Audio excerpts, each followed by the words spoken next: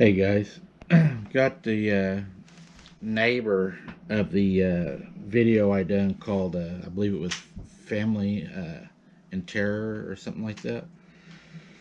Can't remember the exact name. Let me turn this down for you real quick. I just got off the phone with talking to Connor, and still not sure if he's going to join the team. He's still considering joining the team. I'd love for him to be able to join our team. He's my oldest son, for the youth that don't know, and he's considering joining up with us. So hopefully he'll join up with us. He has a lot of computer skills. He's very smart with technology, and it could probably bring a lot to the table if he decides to do it. So hopefully he'll be able to do it. But we'll let him figure out what he wants to do. Uh, but like I said, this one here, the neighbor did talk to me because the other neighbor got a hold of this neighbor, and they said they would do it under strict circumstances. I cannot use their name, location. You just know that they're up by me. Is all I'm allowed to divulge. But man, the things that happened, I don't think they're going to have any trouble anymore. And the reason being is, I'll tell you, and you all will probably understand. So let's just go ahead and start. They said it started. I want to go ahead and say before I get too far into, if you have kids in the room, you're going to want to ask them to leave. It's pretty graphic. It may be worse, probably is worse than the first story. So go ahead and I would remove the kids from the room, and I'll put a separate warning up on this. They said it started with stuff in our garden being stolen. It was mostly our corn and tomatoes. A lot of their corn and tomatoes was getting stolen out of their garden. And they at first thought that it was just somebody that was hungry. And she said it really wasn't bothering them at the time. If somebody was hungry, they wasn't going to miss a little bit of tomatoes, a little bit of corn. It really wasn't bothering them. But as time went on, it started breaking the stalks and tearing up the whole tomato plants, taking it with them. The corn would be ripped out of the ground, all the stalks, and sometimes just shredded and find half ate ones. And she said even the cob was ate, half of it or whatever. So it got, kind of expensive, and they make their way, they make their living by farming. Uh, she said they got tired of it going on, so they went and they put up a hot wire around their garden, which a lot of you, if you don't know, it's just an electric wire. What we use here in the country, we call it a hot wire. A lot of us do it around our gardens and stuff, but we don't want animals in, or things like that, or to keep cattle inside, the perimeter of the fence and stuff. Uh, the line kept getting broke, and they didn't know why the line was getting broke. They knew something large was going through it, she said, because they had the line 5.5 feet off the ground to prevent predators. So her husband still said it could possibly be deer. He went and raised the line up to 7 foot. You're not probably going to get a 7 foot deer. And it still continued to get broke. The corn and stuff was still continuing to be stolen. They said it was quiet till about a week ago. It came back after my husband stopped looking for it, and on a rainy night. So what they had done is, because their lines were getting broken and everything, he started staying outside watching for who he thought would be somebody to catch them in the act, and he was going to hold them, talk to them, whatever he needed to do until the sheriff got there. Or, if it's somebody hungry, she said, just tell them, hey, come to the front door. They're really good people. Uh, anyway, she said it was quiet till about a week ago, when her husband stopped staying out there, and he'd stayed out there for several nights and nothing had happened. On a very rainy night, it came back and done a lot of damage. Just taking food, not to the property. The next morning, she said, we found a huge footprint. It was barefoot, and we then called the sheriff, told him that we needed them to come out for a report. She said the sheriff didn't show up, but the game warden arrived. She said we showed him the print, and we told him what was happening. He photoed the print, measured the print, and then took a cast of the print. And this is the weird thing. She says she doesn't understand, neither did her husband. The warden then took his foot and smashed the print in and totally messed it up and smashed it into the ground to where you couldn't even see it. She said we asked him, why did you do that? In excitement, she said why did you do that? And he said, so the kids didn't see it and get scared over something. He told them he did not believe at the time it to be anything other than some people stealing or some kids down the road. That night, my husband put roofing nails all in a piece of plywood, laid it out in the garden where this creature or person had been entering. So he's got a big piece of plywood out there now with nails stuck all through it, right in the path. And you know that'll ruin your day. But she said that night the wind picked up with the front moving in. We've had a lot of fronts moving in around here, and it has been very windy. We've had 40, 50 mile an hour wind gusts. And she said our son, that is 8, was playing in his room.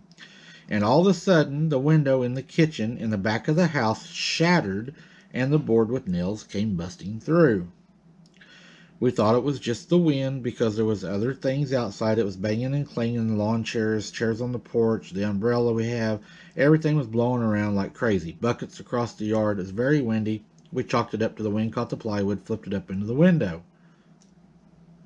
We had no idea that our neighbors were going through something at this time, which is the neighbors I'd done the other story on. They didn't know that they were dealing with anything. They didn't talk a lot.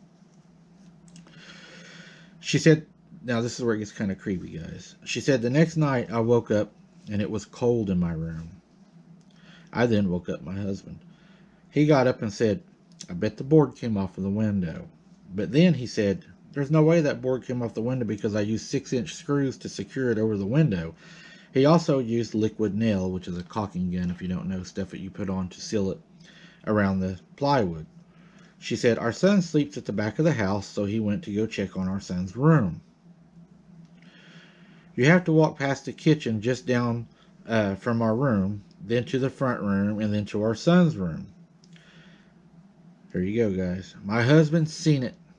Standing in the kitchen, it turned and ran out the door, very heavy-footed. My husband said it was very tall, about 7 foot. It wasn't big. It was tall, skinny, lanky. But here's the weird thing. It had hair on its body, but he said its face had a moon-like color to it, like someone that was standing in the moon. It had that kind of a moon look. She said with large black eyes and a large black mouth. It then ran out the back door. My husband grabbed the 30-30 off the wall in the front room, ran over to our son's room to make sure that he was safe. And our son was safe. He was asleep. Thank goodness for that.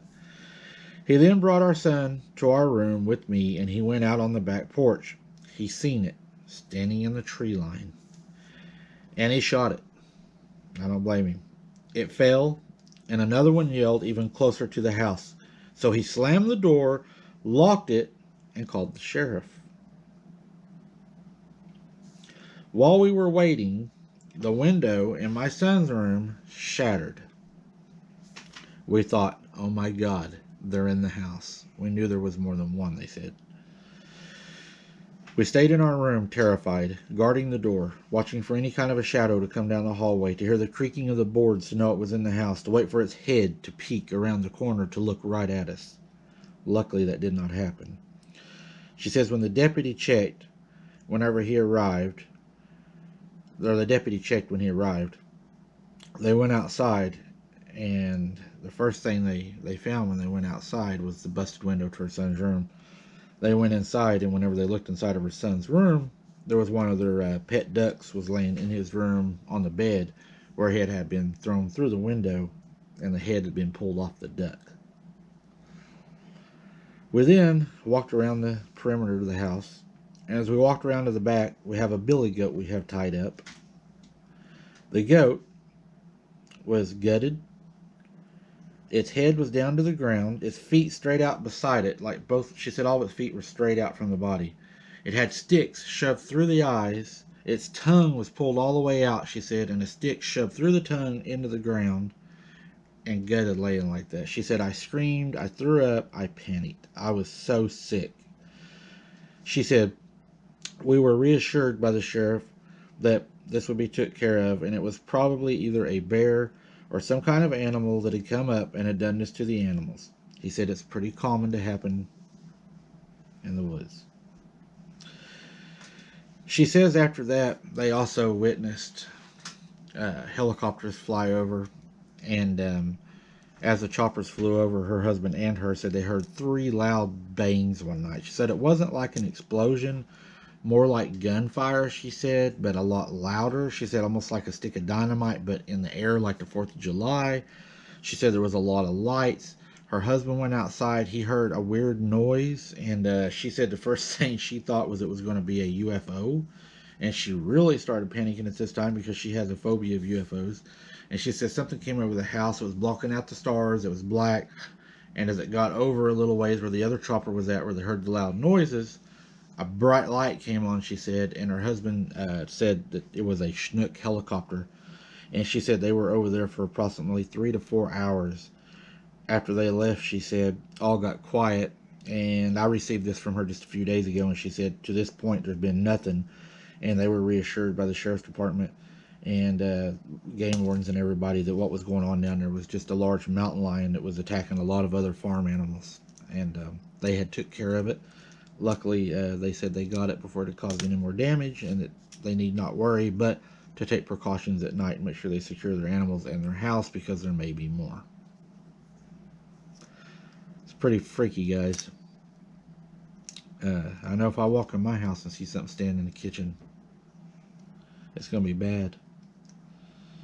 Uh, you know, a lot of people say, why didn't you do this? Why didn't you do that? Imagine getting up in your house out in the country and you walk into, to another room. I mean, it's bad enough seeing somebody standing there.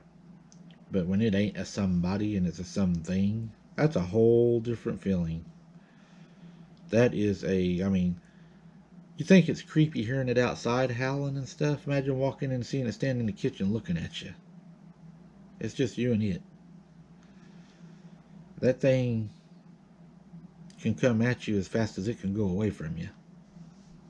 And you don't know if it's already been to your son's room or not. And of all the kids that go missing, that would all be rushing through my mind. So, just to give you all a little something to think about.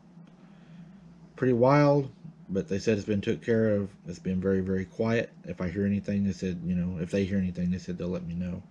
But she said they really don't expect to. She said they think that from the way they talked to him, they was very confident that it had been took care of. So, we'll wait and see.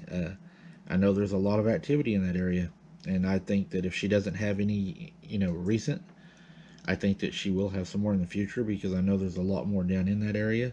And maybe, like as they say, and I don't even know this to be true, some say they're rogue. So if there is rogue ones, maybe that's what this is. I'm not sure that they are rogue. I think they're all kind of the same. But I may be wrong there too. So we'll just have to wait and see, guys. It's kind of a play it by ear. But thanks for watching, guys. And make sure that you're the one hunting and not the one being hunted. Keep your head on a swivel.